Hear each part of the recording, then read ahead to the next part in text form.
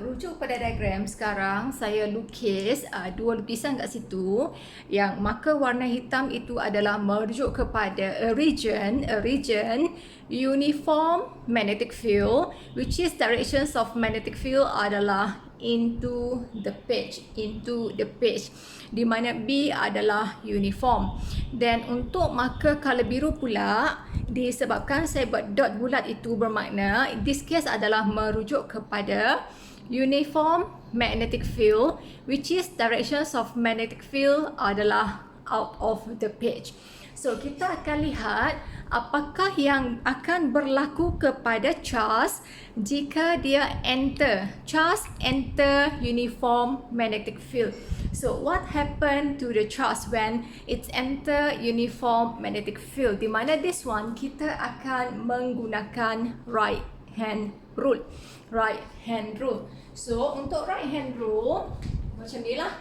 Okay, right hand rule di mana ibu jari adalah merujuk kepada direction of magnetic force.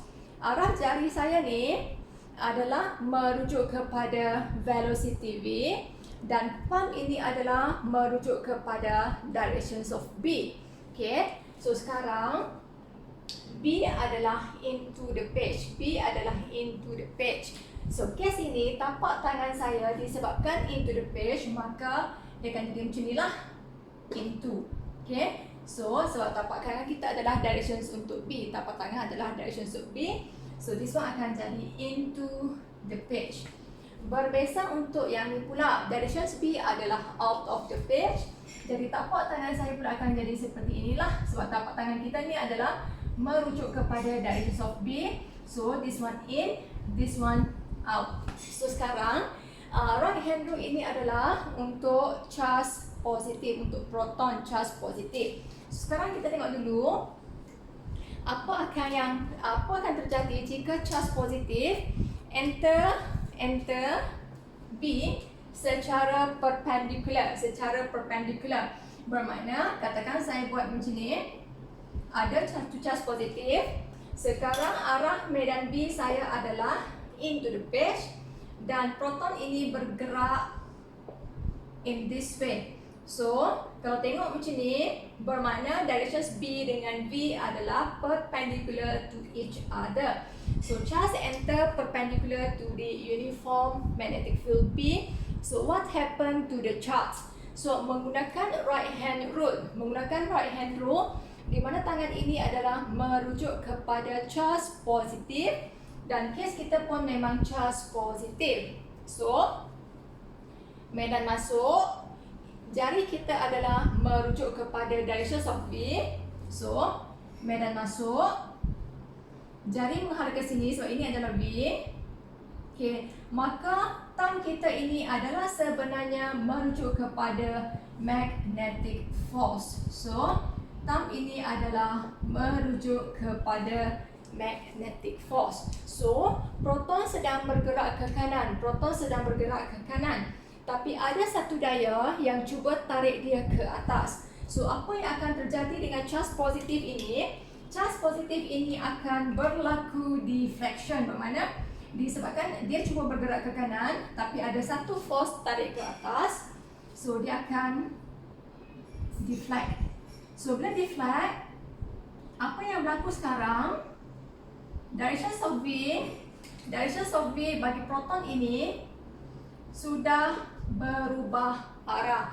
Direction V untuk proton ini sudah berubah arah, di mana medan masuk V sudah ke atas, maka kes ini force kita berubah menjadi ke kiri. So bila force berubah ke kiri, once again apa yang akan berlaku dengan kita punya proton ini? Dia akan tertarik pula ke sebelah kiri, so dia akan deflect pula ke sebelah ini. So sebab sahaja dia deflect, bermakna direction velocity juga sudah berubah. Velocity adalah tangent to the motion, so velocity sudah berubah. So sekarang medan masuk, V this way, so magnetic force adalah downward. downward. So bila magnetic force downward, awak bergerak ke kiri, dia cuba tarik ke bawah. So once again, dia akan tertarik ke bawah, menyebabkan velocity juga sudah berubah direction. So sekarang medan masuk, velocity ke bawah, ibu jari adalah ke kanan. So dia akan force attract to the right. So finally, apa yang akan berlaku sekarang? Charge ini sebenarnya sudah buat satu circular motion.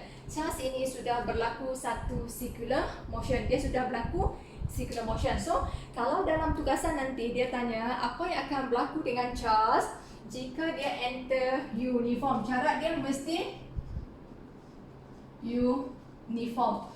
Dan charge mesti enter secara perpendicular dengan B. Bermakna 90 degree lah.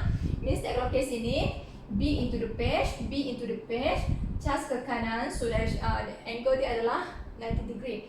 So charge enter uniform magnetic field secara perpendicular. So menggunakan right hand rule, maka finally kita akan dapat pergerakan charge kita akan bergerak dalam circular motion, di mana right hand rule ini adalah untuk charge positif. Untuk charge positif, right hand rule ini adalah untuk charge positif, which is ibu jari merujuk kepada direction of magnetic force, jari kita merujuk kepada V, thumb kita merujuk kepada B.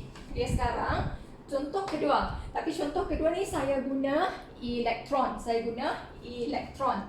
Apa yang akan berlaku kalau elektron? Ingat, tangan kanan ini untuk charge positif, tapi kita juga boleh guna pakai untuk elektron.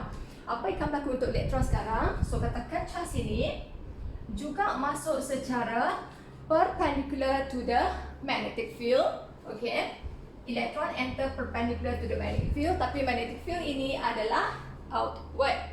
So outward macam ni kan? So outward, V ke sini. Tapi perasan tak? Ibu jari saya ke bawah. Ibu jari saya adalah ke bawah. Kalau tengok macam ni lah. Saya ubahlah arah. So macam ni kan? Cuma mana saya nak ubah tak? So kalau macam ni, kena duduk di side juga. So di side lah. Force ke bawah. Tapi force ke bawah ini, this one adalah untuk charge positif. Tapi sekarang kita punya case adalah charge negatif. So kena tengok macam, kena buat macam ni. Okay, yang ni ke bawah tapi ni charge positif punya. Bermakna untuk charge negatif adalah acting in the opposite direction. Bermakna ini akan menjadi direction FB. Bermakna kalau buat guna tangan kanan ini, kalau elektron sahaja, direction of force adalah terbalik dengan ibu jari kita, sebab ibu jari kita ini adalah untuk charge positif. Tapi sekarang soalan kita adalah charge negatif. So this one akan acting in opposite direction. So FB untuk elektron adalah sebenarnya upward. Kalau proton downward, elektron adalah upward. Jadi ulang proses yang sama sahaja. So nak gerak ke kanan tapi tertarik ke atas, so dia akan berlaku deflection. Kalau tengok anak panah yang pertama, kita dah tahu dah dia bergerak secara anti-clockwise. Kita tahu yang pertama, kita tak perlu buat yang lain jauh, hanya perlu touch up sahaja macam ni. So sebab kita hanya perlu tahu sama ada clockwise ataupun anti-clockwise. So daripada yang first tu kita nampak dah dia bergerak secara anti. So awak hanya perlu buat bulat bagi lengkap. Okay, then pastikan lukisan FB ini sentiasa menuju ke arah center. Okay, lukis direction FB always directed to center. Then velocity tangent to the motion. Lukis macam ni saja. Maka lengkaplah kita punya lukisan untuk elektron enter B uniform, di mana B ini adalah out of the page. So this one adalah untuk charge positif, this one adalah untuk charge negatif. So bila kita dah buat macam ni, saya ambil satu rajah sahaja, saya padam yang ni. Dia ada kiraan awak. Okay, dia ada calculation. So untuk charge enter uniform magnetic field. Untuk charge enter uniform magnetic field, rumus yang kita akan guna pakai adalah FB equivalent to Q V B sin theta, di mana theta ini adalah angle di antara V dengan B, di antara B dengan B. Di mana kalau tengok balik lukisan ini, dalam kes ini charge enter secara perpendicular, maka angle theta kita adalah 90 degree. So FB ini akan menjadi QVB sahaja, sebab sin 90 adalah sebenarnya sama dengan 1. Okey. So FB akan sama QVB untuk kes ini. Tapi mungkin juga dalam soalan tugasan nanti dia tidak masuk secara perpendicular, tapi dia masuk katakan dengan sudut 30. Kalau dia masuk dengan sudut 30, bermakna theta ni akan negatif 30 lah. So tengok pada soalan. Cuma untuk bergerak secara slow motion sini, untuk bergerak secara slow motion, dia akan enter secara perpendicular. So bila bergerak secara slow motion, maka bila buat slow motion, awak kena recall balik chapter slow motion dalam semester 1. So this magnetic force will be acting as a centripetal force Fc, maka kita akan jadi QVB dan Fc adalah mv square over r. So kena simplify lah untuk dapatkan mana-mana value yang akan ditanya dalam tugasan nanti.